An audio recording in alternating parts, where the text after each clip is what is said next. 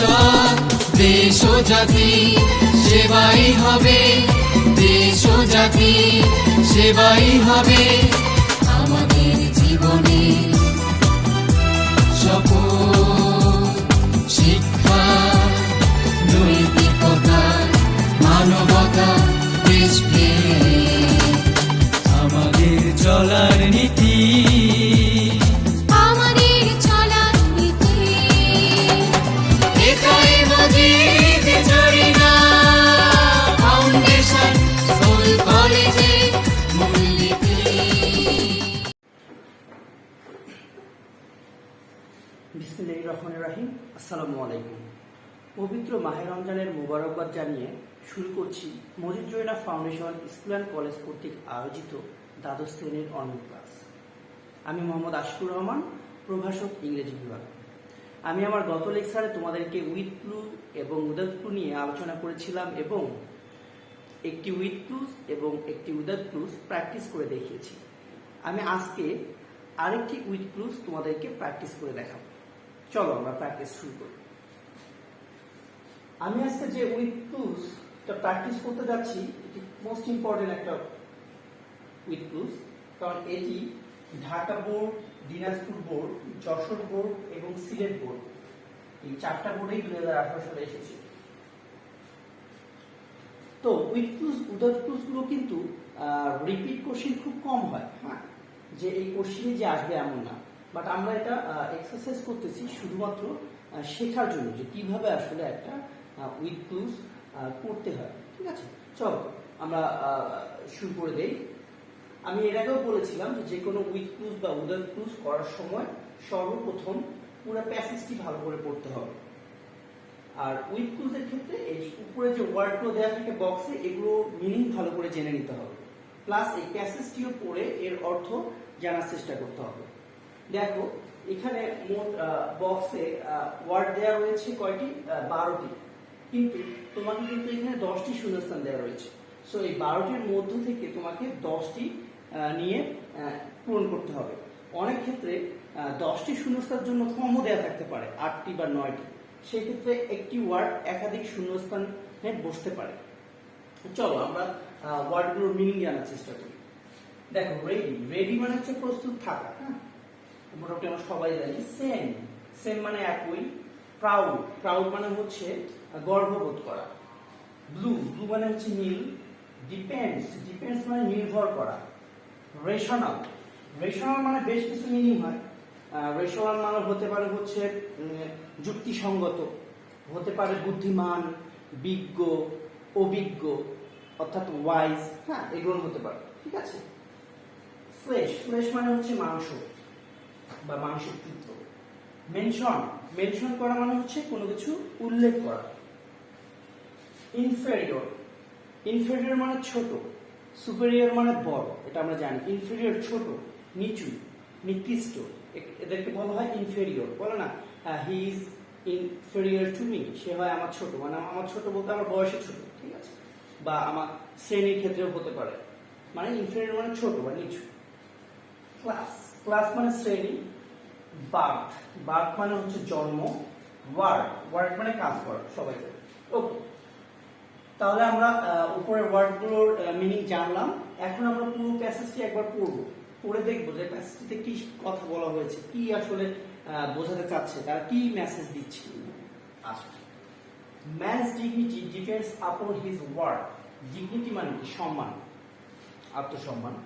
মানুষের সম্মান ডিপেন্ডস নির্ভর করে upon his word, depends upon his word, তার কাজের উপর। অর্থাৎ মানুষের যে সম্মান এটা আসলে নির্ভর করে মানুষের কাজের উপর। Man is a dash being on earth. মানুষ হচ্ছে কিছু একটা এই পৃথিবীতে, মানুষকে কিছু একটা বলা হয়। He is to dash for others, he is to dash for others, তাকে অন্যের জন্য কিছু করতে হয়। He should not be dash if he is of dash blood. He should not be dash, তার এটা করা উচিত নয়। If he is of dash blood, সে যদি এর কিছু একটা রক্তের হয়। He should be dash to help any dash of man.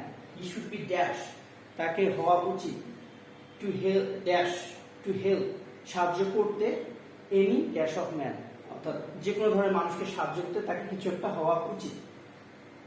The man whom he is helping, the man who is helping, এখানে তো মি হবে না, এখানে এখানে কিছু একটা হবে। The man whom he is helping can be, can হবে, can be dash to him. The man whom he is helping, ওই লোকটি যে আসলে যাকে সে সাহায্য করে, ক্যান বি সে হতে পারে, ড্যাশ টু হিম সে তার তুলনায় কিছু একটা হতে পারে, বাই ড্যাশ কিছু একটা দ্বারা সে আসলে যাকে সাহায্য করে সে হতে পারে তার চেয়ে কিছু একটা, ঠিক আছে, এটা বলতেছে। বাট আফটার অল, কিন্তু সর্বোপরি, হি ইজ এ ম্যান, সর্বোপরি হচ্ছে সে একজন মানুষ। He has the dash blood and flash, তার আছে রক্ত মাংস, as the above dash man, উপরের লোকের মতোই তারও রক্ত মাংস রয়েছে, ঠিক আছে। মানে দুইটা লোক, প্রথমে একটা লোকের কথা বলা হলো যে লোকটা আসলে সাহায্য করবে, আর যাকে সাহায্য করলো সেই লোকটার কথা বলা হচ্ছে যে ওই লোকটাও উপরের লোকেরই মতো আর কি। ওকে, আমরা মোটামুটি এখানে একটা প্যাসেজ করে ধারণা পেলাম যে একটা মানুষের আসলে কাজের কথা বা মানুষের দায়িত্বশীলতার কথা, বা মানুষ পৃথিবীতে যে আসলো, পৃথিবীতে তার কিছু দায়িত্ব রয়েছে। আর মেইন মেসেজ হচ্ছে এখানে বলা হচ্ছে মানুষ মানুষের জন্য, অর্থাৎ মানুষ মানুষকে সাহায্য সহযোগিতা করবে যে কোনো পর্যায়ে, সে হোক তার চেয়ে ছোট বা তার চেয়ে বড়, হোক তার চেয়ে ধনী অথবা তার চেয়ে দরিদ্র, তো সে সবসময় চাবে একটা মানুষকে সহযোগিতা করার, কারণ সবাই হচ্ছে একই রক্ত মাংসে গড়া। সো আমরা এরকম একটা প্যাসেজ পড়লাম, প্যাসেজটা আসলে খুব ইন্টারেস্টিং। চলো আমরা এখন শূন্যস্থান করে ফেলি। Okay, man's dignity depends upon his work, অর্থাৎ মানুষের সম্মান বা আত্মমর্যাদা তার কাজের উপর নির্ভর করে। Man is a dash being on earth, আমরা জানি যে man is a social being on earth, সামাজিক জীব। তবে এখানে সোশ্যাল কোনো ওয়ার্ড নেই, এখানে যে ওয়ার্ডগুলো রয়েছে তার মধ্যে রেশনাল কথাটা এখানে ইউজ করা যেতে পারে। রেশনাল, রেশনাল মানে আমরা জানি যে সুবিবেচক, জ্ঞানী, ঠিক আছে, যুক্তিসঙ্গত হয়, বাট এখানে যুক্তিসঙ্গত অর্থ ব্যবহার হবে না, এখানে ব্যবহার হবে হচ্ছে সুবিবেচক, জ্ঞানী, এরকম, অর্থাৎ ওয়াইজ। অর্থাৎ আমরা বলতে পারি man is a rational being on earth, মানুষ হচ্ছে কি জ্ঞানী জীব, বুদ্ধিমান জীব পৃথিবীতে, পৃথিবীর মধ্যে মানুষ হচ্ছে জ্ঞানী, ঠিক আছে। So he is to dash for others, he is to dash, তাই কি করতে হয়, he is to work, he is to work, তাকে আসলে কাজ করতে হয় ফর আদার্স, অন্যের জন্য। আসো আমরা এই দুটো আগে লিখে ফেলি, তাহলে এ নাম্বার হচ্ছে রেশনাল,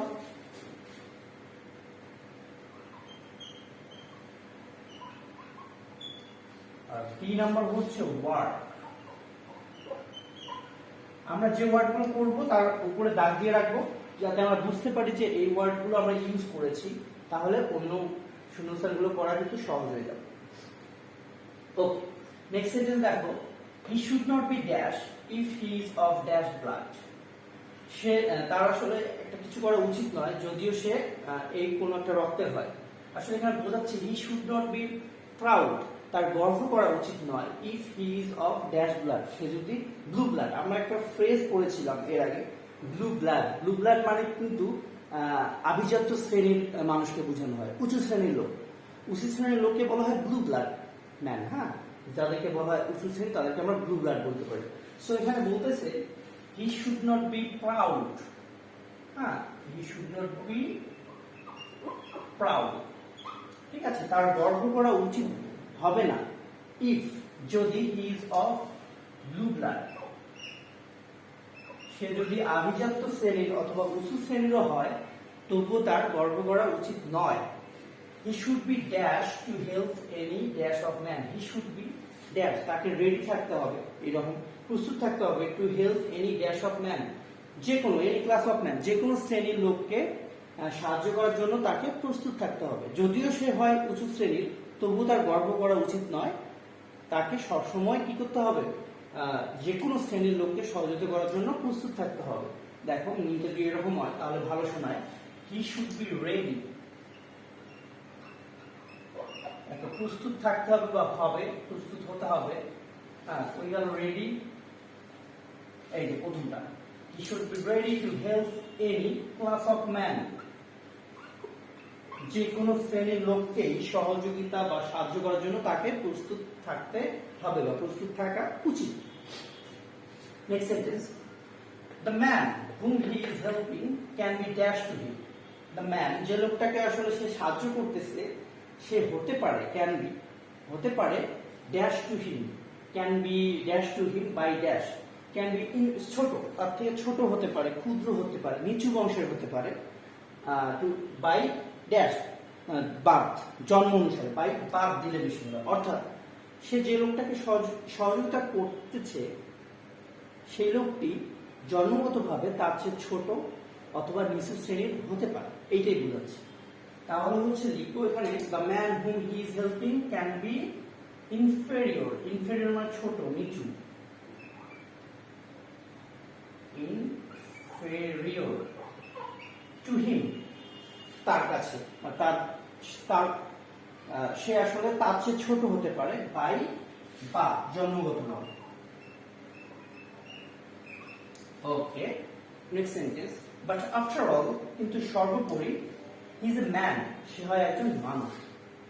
যে লোকটাকে সে সহযোগিতা করতেছে সে হতে পারে তার চেয়ে ছোট জাতের দিক থেকে, গোত্রের দিক থেকে অথবা বয়সের দিক থেকে, কিন্তু সে তো সর্বোপরি একটা মানুষই, তাই না? এটাই বলতেছে। He has the dash blood and flash, তার আছে একই রক্ত মাংস, একই, সেম সেম। ক্লাস আমরা পড়েছি সেম কথাটা কই, same, same. He has the same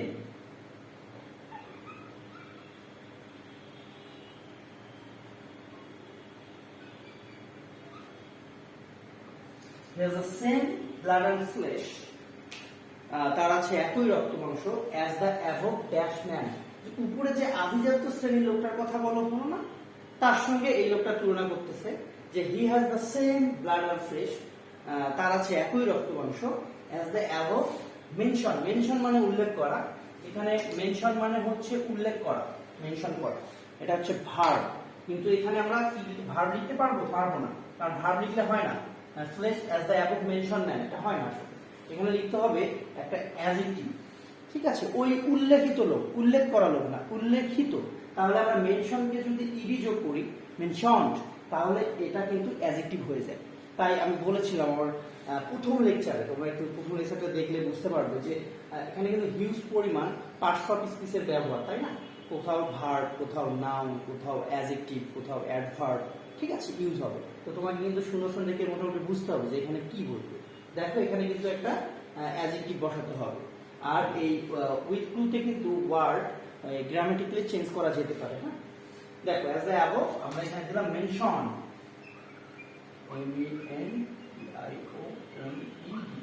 mention man, উপরে যে উল্লেখিত লোকটা আছে যে ব্লু ব্লাডে, ঠিক আছে, বলতেছে সেই আভিজাত্য শ্রেণীর লোক বা উঁচু শ্রেণীর লোক আর এই নিচু শ্রেণীর লোক হতে পারে যাকে তুমি সহযোগিতা করতেছো, তারা কিন্তু আসলে একই রক্ত মাংসে গড়া, অর্থাৎ মানুষের মাঝে ভেদাভেদ থাকলেও তাদের কিন্তু রক্ত মাংস একই, এটা বলা হচ্ছে। খুব সুন্দর একটি আমরা প্যাসেজ পড়লাম, আশা করি তোমরা বুঝতে পারছো। তোমার আবারও বলবো যে এই দুই একটা প্র্যাকটিস করে কিন্তু আসলে হবে না, তোমাদেরকে হিউজ পরিমাণ প্র্যাকটিস করতে হবে। তাই তোমাদের কাছে আবারও একই অ্যাডভাইস থাকবে, বাসায় তোমরা বিভিন্ন সালের কোশ্চেনগুলো এবং টেস্ট পেপার থেকে বিভিন্ন কলেজের কোশ্চেনগুলো নিজে নিজে প্র্যাকটিস করো। দেখবে যে তোমরা একটা সময় এই উইথ ক্লুজ এবং উইদাউট ক্লুজ তোমাদের কাছে কোনো কিছুই মনে হবে না, খুব ইজিলি করতে পারবা। আর যে জিনিসটা সবচেয়ে বেশি জরুরি সেটা হচ্ছে ভোকাবুলারি।